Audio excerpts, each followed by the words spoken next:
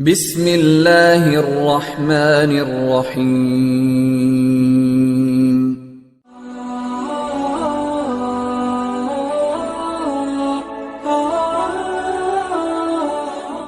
اللہ تعالیٰ کی دین بہت بڑی ہے، لیکن ہم لینے والوں میں شامل ہوں۔ اس لیے یہ بات ذہن میں رکھنا کہ اس امت کا ہر بندہ داعی ہے، اس امت کا ہر بندہ داعی ہے، مگر یہاں ایک نقطہ سمجھنے والا ہے کہ دعوت منصوص ہے، نص میں ثابت ہے کہ امت کے ہر بندے کو دعوت دینی ہے، مگر اس کا طریقہ کار اللہ نے کھلا رکھا ہے۔ اس کا طریقہ کار کیا اللہ نے کھلا رکھا ہے؟ مختلف دور اور مختلف زمانوں میں دعوت دینے کے انداز مختلف رہے، چنانچہ اللہ تعالیٰ نے اس امت میں شروع میں دعوت کا کام خلافت کے ذریعے سے لیا۔ خلفائے راشدین اللہ کے دین کو لے کر نکلے اور انہوں نے پوری دنیا کو دعوت دی، اسلم تسلم، یہ بھی دعوت کا ایک انداز تھا۔ تو امت کے ابتدائی حصے میں یہ دعوت کیسے چلی؟ خلافت کے ذریعے سے۔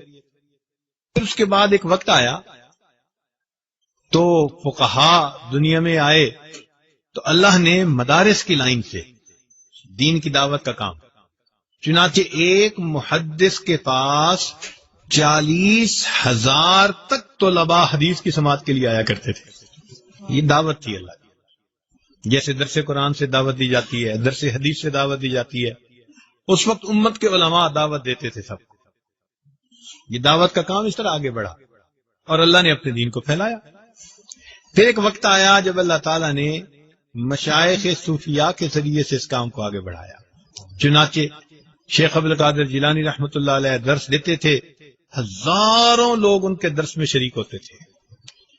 خواجہ معین چشتی اجمیری رحمۃ اللہ علیہ نے ایک سفر کیا اور 7 لاکھ کافر مسلمان ہوئے، 70 لاکھ مسلمانوں نے بیعت توبہ کی ان کے ساتھ۔ 70 لاکھ مسلمانوں نے بیعت توبہ کی، یہ بھی دعوت کا کام کرنے والے لوگ تھے۔ آج کے اس دور میں عمومی دعوت، یہ دعوت و تبلیغ کے نام سے کام شروع ہے۔ حضرت مولانا الیاس رحمۃ اللہ علیہ کو اللہ رب العزت نے کام کی ایک ترتیب سجھا دی آج کے زمانے کے طور پر، چنانچہ سے روزہ اور چلہ اور 3 چلے اور 9 مہینے 7 مہینے سال، یہ ایک ترتیب اللہ نے ان پر کھول دی جس میں اللہ نے برکت ڈال دی۔ چنانچہ آج عمومی دعوت کا کام اس طرح سے ہو رہا ہے امت کے اندر، لیکن دعوت کو اس میں محصور نہیں کر دینا چاہیے۔ بات سمجھ رہے ہیں؟ مثال کے طور پر ایک صاحب مجھے کہنے لگے، جی آپ کے شیخ بھی کبھی اللہ کے راستے میں نکلے ہیں؟ میں نے کہا بھائی وہ تو ہر وقت ہی سفر کرتے رہتے ہیں، ان کا تو گھر کا قیام تھوڑا اور باہر کا سفر زیادہ۔ نہیں میں پوچھ رہا ہوں اللہ کے راستے میں کبھی نکلے ہیں؟ میں نے پوچھا اللہ کے راستے سے کیا مراد لے رہے ہو؟ کہنے لگا یہ جو جماعت کی ترتیب ہے تو یہ غلطی ہے، کیونکہ حدیث پاک میں نبی اسلام نے ارشاد فرمایا، من خرج فی طلب العلم، جو شخص علم کی طلب میں گھر سے نکلتا ہے، فہو فی سبیل اللہ، وہ اللہ کے راستے میں ہوتا ہے۔ تو جب اللہ کے حبیب فرما رہے ہیں کہ جو طالب علم گھر سے علم طلب کرنے کے لیے نکلتا ہے وہ اللہ کے راستے میں ہوتا ہے، تو اس کو پھر جماعت کی ترتیب کے اندر محصور کر دینا یہ پھر غلطی ہے۔ یہ اکابر کی غلطی نہیں، یہ اس بندے کی غلطی ہے۔ تو جو نئے ٹوٹرو ہوتے ہیں نا، رنگ روٹ، پھر اس قسم کی باتیں وہ کرتے ہیں کہ وہ سمجھتے ہیں کہ بس اس ترتیب سے کام کرو گے تو یہ اللہ کا راستہ۔ میں نے اسے ایک سوال پوچھا، میں نے کہا کہ بھائی یہ بتاؤ کہ آپ جو سمجھ رہے ہو کہ جو ترتیب حضرت مولانا الیاس رحمت اللہ علیہ کے اوپر اللہ نے کھولی یہ اللہ کا راستہ ہے، تو پھر نبی علیہ الصلوۃ والسلام سے لے کر مولانا الیاس رحمت اللہ علیہ تک کے درمیان کے حصے میں لوگ اللہ کے راستے میں نہیں نکلا کرتے تھے؟ بھائی نبی علیہ الصلوۃ والسلام سے لے کر حضرت مولانا الیاس رحمت اللہ کے کام کھلنے سے پہلے تک درمیان کی امت بھی تو دعوت کا کام کرتی رہی نا۔ تو تو پھر اگر اللہ کا راستہ اسی پر ہم لگا دیں گے تو پھر درمیان کے لوگ کدھر گئے؟ تو اب وہ جا کے پھر اس کو بات سمجھ میں آئی. تو پھر میں نے کہا بھائی دعوت کے انداز ہوتے ہیں. صبح کو جو عالم فجر میں مسجد میں بیٹھ کے درس قرآن دیتا ہے وہ بھی دعوت کا کام ہے. جو شام کو درس حدیث دیتا ہے وہ بھی دعوت کا کام ہے. جو امت کے واعظ جمعہ پڑھا رہے ہیں، بیانات کر رہے ہیں، یہ بھی دعوت کا کام ہے.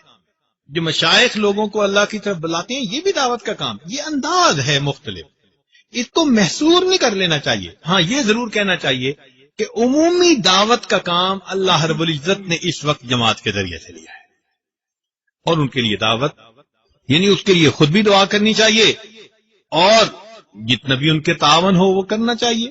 یہ تو بات اپنی جگہ ٹھیک ہے. اسی لیے کہتے ہیں کہ مولانا یوسف رحمۃ اللہ علیہ حضرت مولانا احمد علی لاہوری رحمۃ اللہ علیہ سے آ کر ملے جو رئیس التبلیغ تھے. تو انہوں نے آ کے اپنے کام کے بارے میں کچھ بتایا. تو مولانا احمد علی لاہوری رحمۃ اللہ علیہ نے ایک بات بتائی، فرمایا کہ جب تمہیں اپنی بقا کے لیے دین کے دوسرے شعبے کے لوگوں کا فنا ہونا ضروری محسوس ہوگا تو یہ تمہارا گمراہی کی طرف پہلا قدم ہوگا.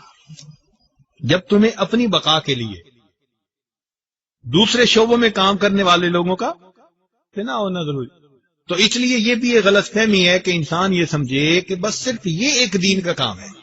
مدارس والے دین کا کام کر رہے ہیں اور یہ ترتیب نبی علیہ السلام سے چلی، اصحاب صفہ سے چلی اور آج تک چل رہی ہے.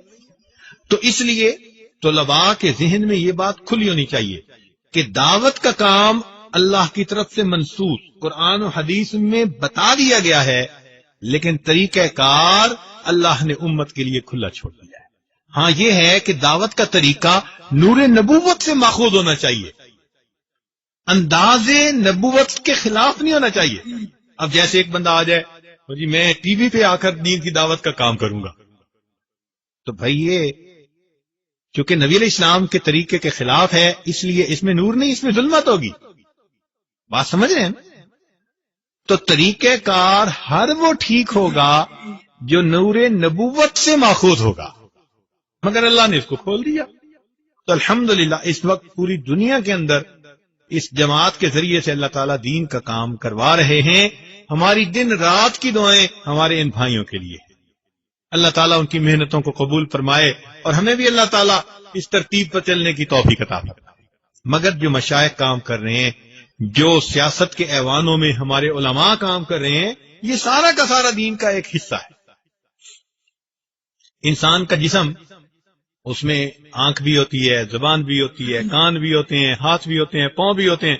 سارا جسم ہاتھ بھی نہیں بن سکتا، سارا جسم آنکھ بھی نہیں بن سکتا، سارا جسم کان بھی نہیں بن سکتا. اسی طرح دین بہت وسعت رکھتا ہے اپنے اندر، اس کی اللہ نے مختلف انداز بنا دیے. مدارس والے بھی اپنی ترتیب سے کام کر رہے ہیں، خانقاہوں میں تربیت کے لیے اپنی ترتیب سے کام کر رہے ہیں، جو ایوانوں میں ظالم کی آنکھوں میں آنکھیں ڈال کے بات کرتے ہیں وہ اپنی ترتیب سے کام کر رہے ہیں، اور یہ جماعت کے دوست اپنی ترتیب سے کام کر رہے ہیں. تو یہ سارے کے سارے دین کے کام کرنے والے لوگ ہیں. اسی لیے دائی کے اندر یہ ایک صفت ہونی چاہیے کہ وہ دین کا کام کرے اور بقیہ شعبوں میں کام کرنے والوں کا احسان مند ہو کر کام کرے. بات سمجھ رہے ہیں؟ دائی کو کیا کرنا چاہیے کہ دین کا کام کرے اور جو بقیہ شعبوں میں کام کر رہے ہیں ان کا احسان مند ہو کر کام کرے. احسان مانے ہاں بھائی وہ میرے اوپر احسان کر رہے ہیں، وہ بھی دین کا کام کرے. حضرت مولانا اشرف علی تھانوی رحمت اللہ علیہ سے کسی نے پوچھا کہ حضرت علماء تو بڑا کام کرتے ہیں، تو اخلاص کے ساتھ کون کام کر رہا ہے یہ کیسے پتہ چلے گا؟ تو حضرت نے فرمایا کہ بھائی جب کوئی دین کا کام کر رہا ہو اور وہ دیکھے کہ کوئی اور بھی دین کا کام کر رہا ہے تو وہ اپنے دل میں یہ سوچے کہ اس بھائی نے اس کام میں حصہ لے کر میرا بوجھ اس نے جو ہے وہ ہلکا کر دیا. چنانچہ ہوا کیا، جامعہ اشرفیہ بنایا حضرت مفتی محمد حسن رحمت اللہ علیہ نے. یہ حضرت تھانوی رحمت اللہ علیہ کے اجل خلیفہ تھے. چنانچہ حضرت تھانوی رحمت اللہ کی وفات پر جو حضرت مشہوب رحمت اللہ نے لکھا نا، اب تو اے حسن تو ہی آگے بڑھ، تو حسن سے مراد یہ مفتی حسن رحمت اللہ علیہ نے. یہ حضرت تھانوی رحمت اللہ کے بہت نمایاں خلفاء میں سے. خیر، اب کیا ہوا کہ جب جامعہ اشرفیہ نیلا گنبد میں بنا تو اس میں کام کرنے والے کچھ اساتذہ اور بھی تھے، اور ان کا مزاج ذرا حضرت مدنی رحمت اللہ علیہ کی ترتیب والا تھا. ان کا مزاج خانقاہی حضرت تھانوی رحمت اللہ والا تھا. تو ایک سال کے بعد انہوں نے محسوس کیا کہ بھئی یہاں تو میرا معاملہ ذرا مشکل ہے، لہذا بہتر ہے کہ میں اپنا کام کروں. چنانچہ انہوں نے جامعہ مدنیہ کے نام پہ کام شروع کر دیا، اور کام بھی کہاں، اسی محلے میں مکان کرائے پہ لے کر اب ادھر جامعہ اشرفیہ اور اسی گلی میں دوسری طرف جامعہ مدنیہ شروع ہو گیا کام. تو حضرت مولانا فضل الرحیم دامت برکاتہم جو جامعہ کے ماشاءاللہ نائب محتمم کے درجے کے لوگ ہیں، انہوں نے یہ واقعہ خود سنایا. کہنے لگے کہ ہم اس وقت بچے تھے جب ہمیں پتہ چلا نا کہ ہمارے مدرسے کے استاد اور نیا مدرسہ اور مدرسہ بھی اسی گلی میں، تو کہنے لگے بڑا غصہ آیا. میں ابو جی کے پاس گیا اور میں نے کہا دیکھا ابو جی کیا حال ہے ان لوگوں کا، مدرسہ بھی بنانا تھا تو بھائی کہیں اور بنا لیتے اسی محلے اسی گلی میں. تو ابا جی نے پوچھا کہ بیٹے کہاں جا رہے ہو؟ میں نے کہا کہ ابو جی اماں نے یہ کام ذمہ لگایا ہے، کام کرنے جا رہا ہوں. فرمایا بیٹے کام کر کے آؤ تو پھر میں تمہیں اخلاص کا درس دوں گا. کہنے لگے میں کام کر کے واپس آیا. میں نے کہا کہ ابا جی آپ بتائیں. کہنے لگے ابا جی نے مجھے بٹھا لیا. فرمان لگے بیٹے یہ بتاؤ، اگر تمہارے سر پہ بوجھ ہو اور اتنا بھاری ہو کہ تمہاری گردن ٹوٹی جا رہی ہو، اٹھایا نہ جا رہا ہو، تمہیں ہر لمحے ڈر ہو کہ گر جاؤ گے، دب جاؤ گے بوجھ کے نیچے، اور اتنے میں کوئی بندہ آ جائے اور کہہ دے یار آدھا بوجھ میرے سر پہ رکھ دو میں تمہیں منزل تک پہنچا دیتا ہوں، تو وہ تمہارا دشمن ہوگا یا تمہارا دوست ہوگا؟ کہنے لگے میں نے کہا کہ ابو جی وہ تو دوست ہوگا جو منزل تک بوجھ پہنچائے گا. فرمایا کہ بیٹے معاملہ ایسا ہی ہے، پہلے ہمارا یہ مدرسہ پورے لاہور شہر میں ایک کتابی مدرسہ تھا، تو پورے شہر کی مسئولیت کا بوجھ ہمارے سر پہ تھا. اب وہ بھی مدرسہ بن گیا، مسئولیت کا بوجھ تقسیم ہو گیا، تو وہ ہمارے محسن ہیں یا ہمارے دشمن ہیں؟ کہنے لگے میں نے کہا ابو اس طرح تو وہ ہمارے محسن بنتے ہیں. فرمایا میں بھی یہی سوچتا ہوں کہ انہوں نے مدرسہ بنا کر ہمارے اوپر احسان کیا ہے. یہ مخلص لوگ ہوتے ہیں. تو دائی جب مخلص ہوگا تو اس کی پہچان کیا ہوگی کہ دین کے دوسرے شعبوں میں کام کرنے والوں کا احسان مند ہوگا. بات سمجھ رہے ہیں؟ دائی کے اخلاص کی علامت کیا ہے کہ دین کے دوسرے شعبوں میں کام کرنے والوں کا کیا ہوگا؟ احسان مند ہوگا. چنانچہ دائی کے اندر کچھ صفات ہونی چاہیے. ان میں سے ایک صفت تو یہ کہ اس کے اندر اللہ کا تعلق ہو، تعلق باللہ اسے حاصل. جس بندے کو اللہ کا یہ تعلق حاصل نہ ہو، اگر وہ دین کی دعوت کا کام شروع بھی کرے گا تو اس کے بات میں تاثیر نہیں ہوگی، کھوکھلی بات کرے گا، لوگوں پہ اثر ہی نہیں ہوگا، لوگ عمل کے لیے قدم بھی نہیں آگے بڑھائیں گے. تو پہلی صفت کیا ہونی چاہیے کہ تعلق باللہ ہو، اللہ کے ساتھ محبت کا ایک رشتہ ہو. اس تعلق باللہ کی بنا پر اس کی بات کے اندر برکت آئے گی، تاثیر آئے گی، اور اس کی بات سن کر لوگ اپنی زندگیوں کو بدلنے کے لیے تیار ہو جائیں گے. اور دوسری بات یہ کہ اس دعوت کو یہ کسی غرض کی وجہ سے نہ کرے. مثلا واز کیا اور امید رکھی کہ بھئی اس واز کے بدلے خدمت کریں گے. حضرت تھانوی رحمۃ اللہ فرماتے ہیں آج کل تو یہ حال ہے کہ مرید اپنے بال کھجانے لگے تو پیر سمجھتا ہے کہ شاید سر میں سے ہدیے کے پیسے نکال کے دے دے گا. تو یہ دل میں توقع نہ رکھے.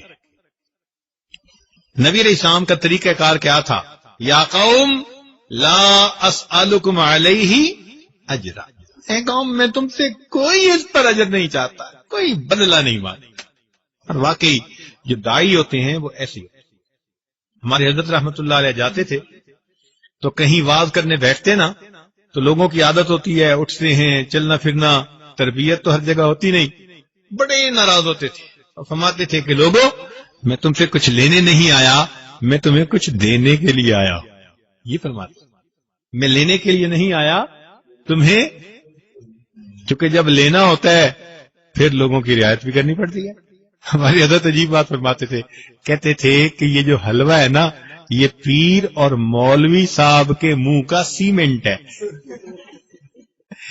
جب حلوہ کھا لیتا ہے بندہ تو منہ جڑ جاتا ہے، پھر بندہ کچھ نہیں کہہ سکتا، ان کو پھر روک ٹوک نہیں کر سکتا، پھر ان کی مان کے چلنا پڑتا ہے. تو داعی کو اس معاملے میں کیا ہونا چاہیے؟ بے غرض ہونا چاہیے.